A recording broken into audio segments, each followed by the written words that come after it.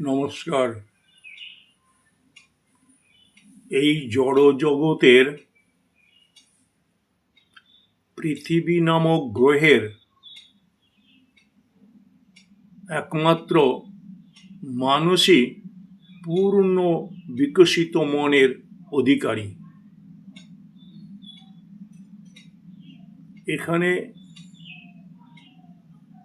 কিছু নিকৃষ্ট প্রাণী, পাখি পক্ষী ও পশুকুল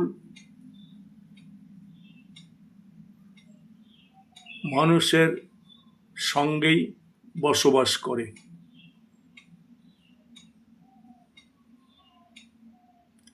এদের মধ্যে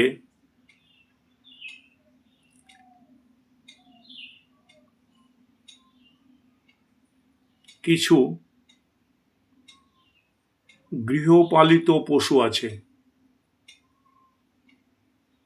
তাদের মন কিছুটা হলেও বিকশিত, কিন্তু পূর্ণ বিকশিত নয়। পূর্ণ বিকশিত একমাত্র মানুষের মন।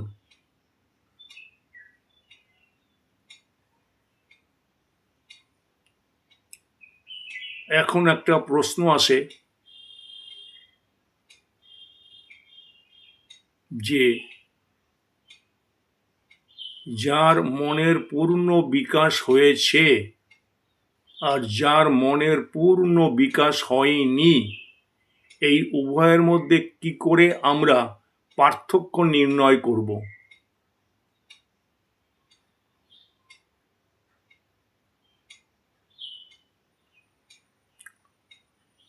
পূর্ণ মানসিকতার বিকাশ যাদের হয়েছে, তাদের আচার আচরণ, ব্যবহার, ভাবনা, চিন্তা কখনোই পশু সুলভ হবে না। আর যাদের মনের পূর্ণ বিকাশ হয়নি, তাদের অন্তর্জগৎ অজ্ঞানতার অন্ধকারে ঢাকা থাকবে এবং পশু সুলভ আচার আচরণে, ব্যবহারে, ভাবনা চিন্তায় তারা নিজেরা মশগুল হয়ে থাকবে। এটা দেখে আমরা নির্ণয় করতে পারি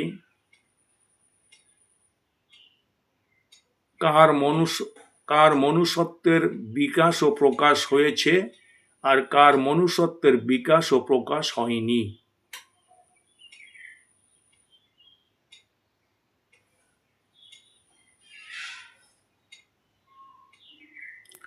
এই মনুষ্যত্বের বিকাশ ও প্রকাশ নির্ভর করে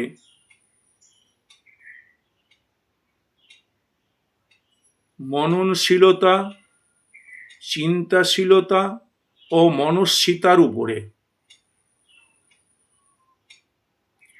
যে মানুষের মনে মননশীলতা আছে, চিন্তাশীলতা আছে, মনস্বিতা আছে, মানবিক ও মনুষ্যত্ব বোধ আছে, তাদের মনই পূর্ণ বিকশিত। আর যাদের মনে এই গুণগুলি নেই, তাদের মন পূর্ণ বিকশিত নয়।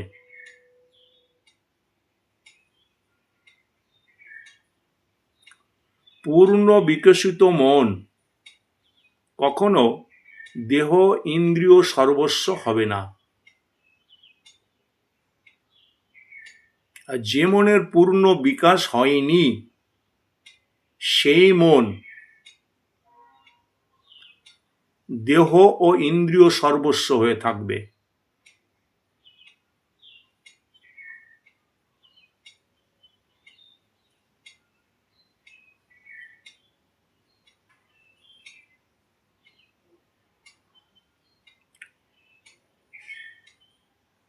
এই জগতে কিছু জঙ্গম প্রাণী আছে, তাদের প্রত্যেকের মধ্যে দেহ, ইন্দ্রিয় ও মন আছে।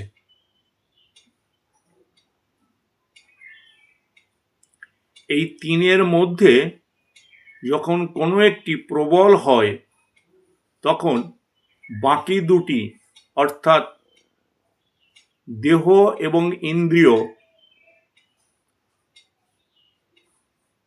দুর্বল হয়ে পড়ে এবং প্রবলের আনুগত্য স্বীকার করে নেয় বা নিতে বাধ্য হয়।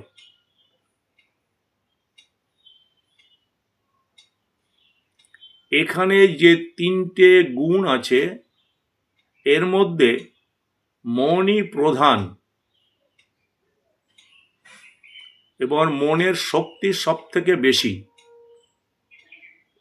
সুতরাং মনের পরিপূর্ণ বিকাশে ও প্রকাশে মানুষ দেহ ইন্দ্রিয় সর্বস্ব হয় না।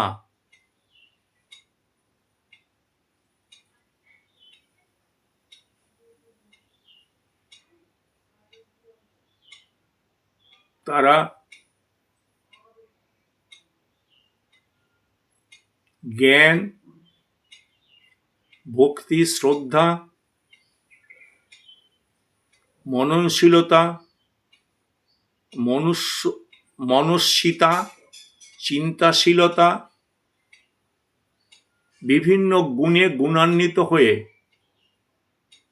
তাদের ব্যবহার কখনো পশু সুলভ হয় না।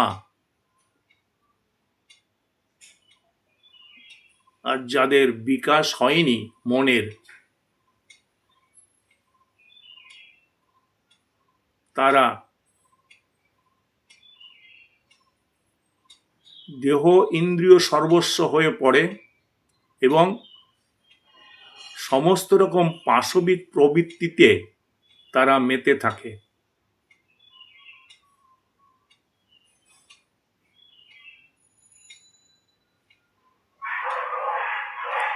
এই যে তিনটে গুণের কথা বললাম, দেহ, ইন্দ্রিয় এবং মন, যেগুলো জঙ্গম প্রাণীদের প্রায় প্রত্যেকের ভেতরে আছে, এই তিনটে গুণের যখন একটা প্রবল হয় তখন তো বললামই যে বাকি দুটি প্রবলের আনুগত্য স্বীকার করে নিতে বাধ্য হয় এবং তারা দুর্বল হয়ে যায়।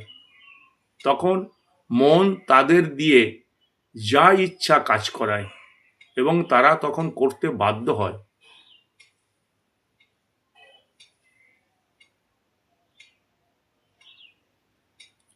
তাই মানুষের মন এখানে বেশি শক্তিশালী হওয়াতে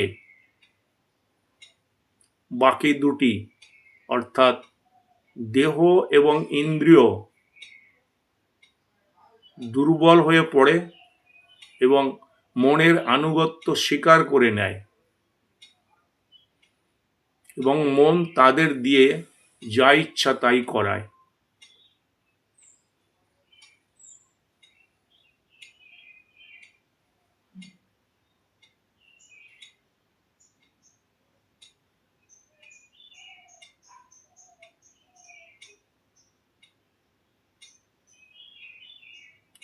দেহ ইন্দ্রিয় সর্বস্ব মানুষের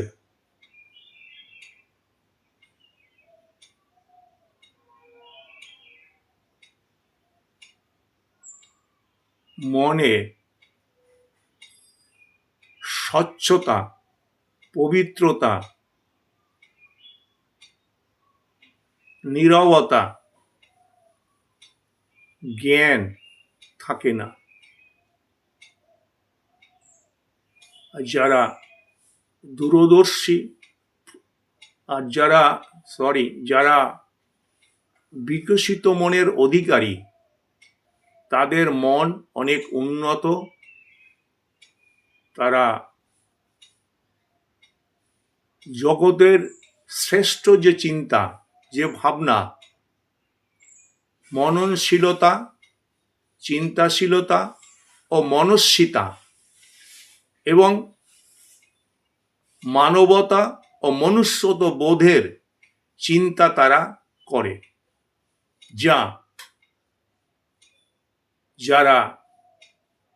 যাদের মনের বিকাশ ও প্রকাশ হয়নি পূর্ণভাবে, তারা তা পারে না। তাই সমস্ত মনুষ্য সমাজকে পশু সমাজ ও নিকৃষ্ট প্রাণীকুল মনুষ্য সমাজকে তাদের দূরদর্শিতা, তাদের জ্ঞান, তাদের বুদ্ধি জন্য তারা প্রশংসা করে, তাদের শ্রদ্ধা করে, ভক্তি করে। তাই সমস্ত পশুকুল সভা করে তারা একটা দিন নির্ণয় করে তারা স্বীকার করে নেয় যে এই জগতে মানুষই শ্রেষ্ঠ। কারণ মানুষের ভেতরে মননশীলতা আছে, চিন্তাশীলতা আছে, মনস্বিতা আছে, মানবিক বোধ ও মনুষ্যত্ব বোধে তারা জাগ্রত, যা পশু সমাজের ভেতরে নেই। তাই পশু সমাজ মানুষকে গলায় বিজয় মাল্য পরিয়ে দিল এবং স্বীকার করে নিল তারা যে হ্যাঁ, এই জগতে মানুষই একমাত্র শ্রেষ্ঠ প্রাণী বা জীব, এবং ললাটে বিজয় তিলক অঙ্কন করে দিল, মাথায় বিজয় মুকুট পরিয়ে দিল।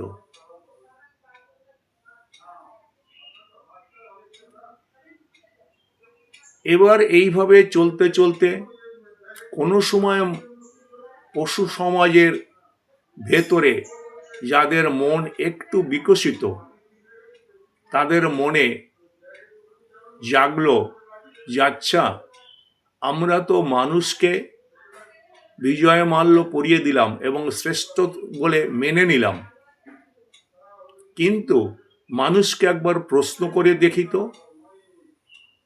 হে মানুষ, তোমাদের আমরা বিজয় মাল্য পরিয়েছি, শ্রেষ্ঠ বলে মেনে নিয়েছি ঠিকই, কিন্তু তোমরা বলো তো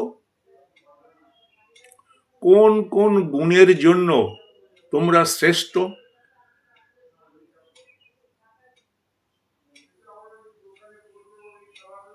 মনুষ্য সমাজ একটু বিপদে পড়ল। অনেকের কাছে এই প্রশ্নের সৎ উত্তর নেই, এবং যারা একটু বুদ্ধিমান, শিক্ষিত, তারা হয়তো বলল যে মানুষ চিন্তা করতে পারে, মানুষের দূরদর্শিতা আছে, মানুষের জ্ঞান আছে, মানুষের বুদ্ধি আছে, মানুষ আগামী দিনের কথা ভাবতে পারে, যা পশু সমাজ পারে না, তার জন্যই মানুষ শ্রেষ্ঠ। না, এটা সঠিক উত্তর হলো না। এই গুণগুলো তো মানুষের ভেতরে আছেই, এছাড়া এর থেকেও বড় গুণ সেটা হলো মনুষ্যিতা। মনুষ্যিতা হলো মনের উদারতা, প্রসারতা, ব্যাপকতা। যে মনের উদারতা নেই, প্রসারতা নেই, ব্যাপকতা নেই, সে মন কখনো বিকশিত হতে পারে না। চিন্তাশীলতা, মননশীলতা সেই একই কথা। এই গুণ যদি মানুষের ভেতরে না থাকে, যে মানুষের ভেতরে থাকে না, সে মানুষের মন কখনো পূর্ণ বিকশিত হতে পারে না। তাই মননশীলতা, চিন্তাশীলতা, মনস্বিতা, মানবিক ও মনুষ্যত্ব বোধ ও দূরদর্শিতা প্রতিটা বিকশিত মনের চরিত্রের অলংকার। এই গুণগুলি যে চরিত্রে বর্তমান থাকবে সেই চরিত্রই একমাত্র বিকশিত মনের অধিকারী হবে, বাকিরা হবে না।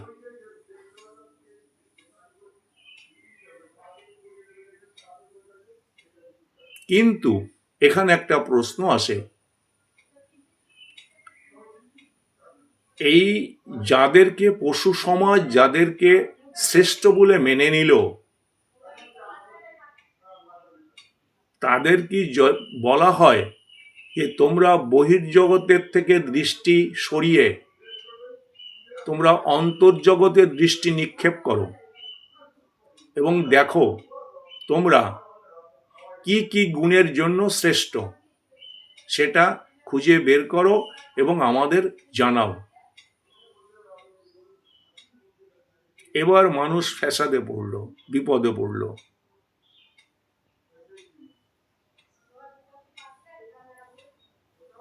মানুষের অন্তরে দৃষ্টি নিক্ষেপ করলে দেখা যায় পূর্ণ বিকশিত মনের যেসব গুণ থাকা দরকার সেই গুণগুলি মানুষের অন্তরে আছে, কিন্তু সেগুলি গুপ্ত এবং সুপ্ত অবস্থায় আছে।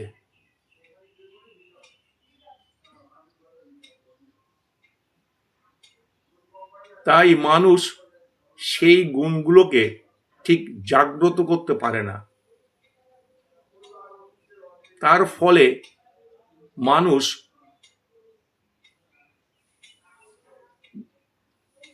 দেহ ও ইন্দ্রিয়ের পুজো অর্চনা করে।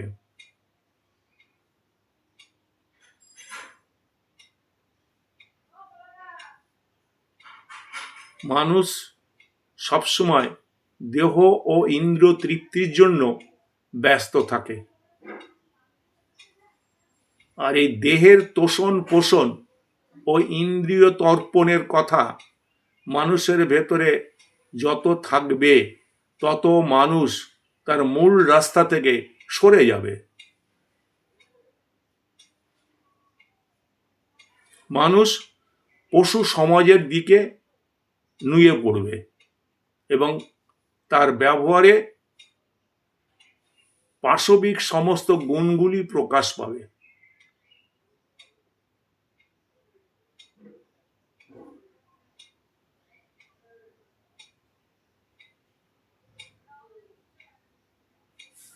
তাই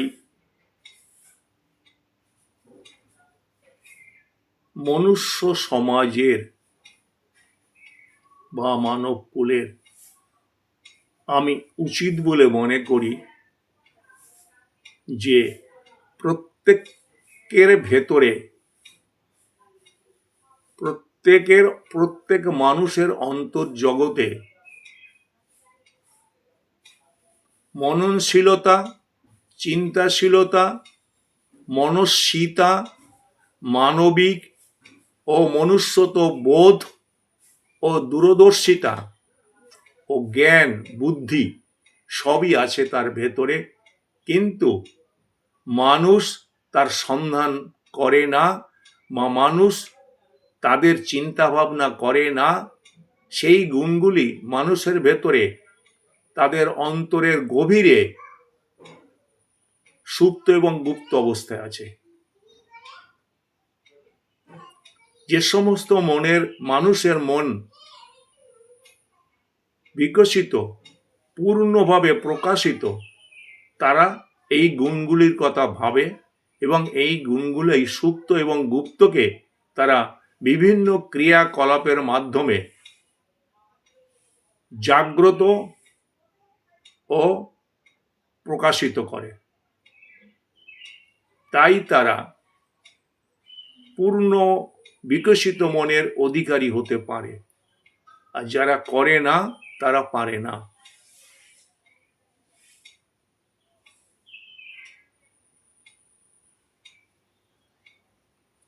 এই যে কথাগুলি বললাম, এগুলি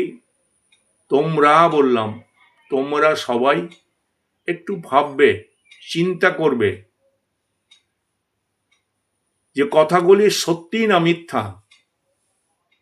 যদি সত্য হয় তাহলে তোমরা নিশ্চয়ই এই বিষয়ে মনোযোগী হবে এবং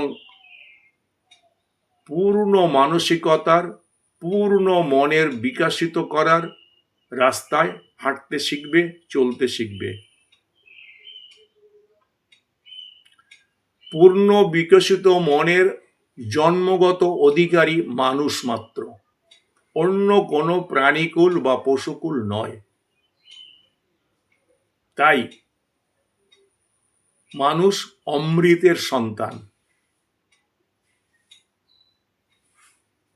সেই অমৃতের সন্তান হয়ে আমাকে ভুল বুঝবে না। তোমরা যদি পশুকুলের ন্যায় চিন্তা ভাবনা ব্যবহার করতে থাকো, সেটা কি সঠিক না বেঠিক ভাবতে হবে। মানুষ উন্নত, আরো একটু এগিয়ে গেলে বলতে হয় প্রত্যেকটা মানুষ এক একজন বড় সাধক।